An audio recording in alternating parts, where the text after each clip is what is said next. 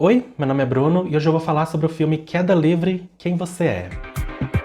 Então, eu falei sobre Queda Livre o ano passado no meu top 10 de filmes LGBTs estrangeiros, e na ocasião eu mencionei que havia uma campanha para uma sequência, mas ficamos sem notícias por anos, até que recentemente foi anunciado o lançamento de Queda Livre, Quem Você É. Não, essa ainda não é a tão aguardada sequência, e sim uma versão reimaginada do filme de 2013. Sabendo disso, eu fiquei curioso para ver o que essa versão ia entregar de novo, e quando eu vi que ela tinha 20 minutos a mais que a versão original, eu achei que ia valer todos os anos de espera. Mas, infelizmente, eu odiei essa versão. E me dói dizer isso porque eu tava empolgado pra conferir essa reimaginação, mas não só ela não entrega nada de relevante, ela ainda bagunça a narrativa pré-estabelecida. E eu digo isso porque as únicas cenas novas que apresentam novas informações são as cenas com o amigo do Mark, e eu sinto que essas cenas descaracterizam o personagem. O amigo do Mark na versão de 2013 é um cara certinho e bem blasé, já que aparentemente ele é um cara que trai a esposa constantemente e fala sobre isso como se fosse algo super normal. E tipo, o problema não é mudar a percepção sobre o personagem, e sim o fato de que a inclusão dessa informação não serve pra nada. É simplesmente descartável, assim como todas as cenas novas.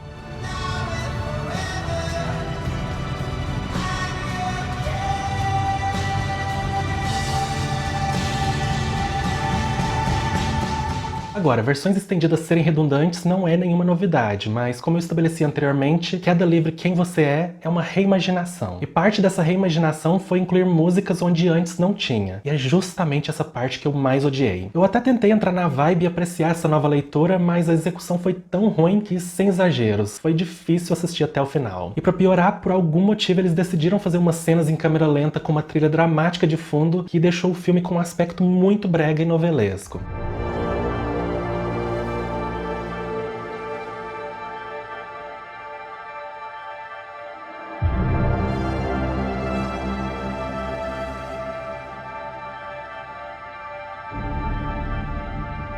Enfim, eu sei que eu tô sendo muito negativo e de verdade eu queria poder falar bem de alguma coisa, porque eu amo Queda Livre, mas nada funcionou pra mim. Quando eu fiquei sabendo que ia rolar uma reimaginação dessa história com cenas extras, eu achei que eu ia receber um aprofundamento narrativo do relacionamento do Mark com Kai. Só que o que eu recebi foi um remix do pior tipo que eu não me vejo assistindo novamente no futuro.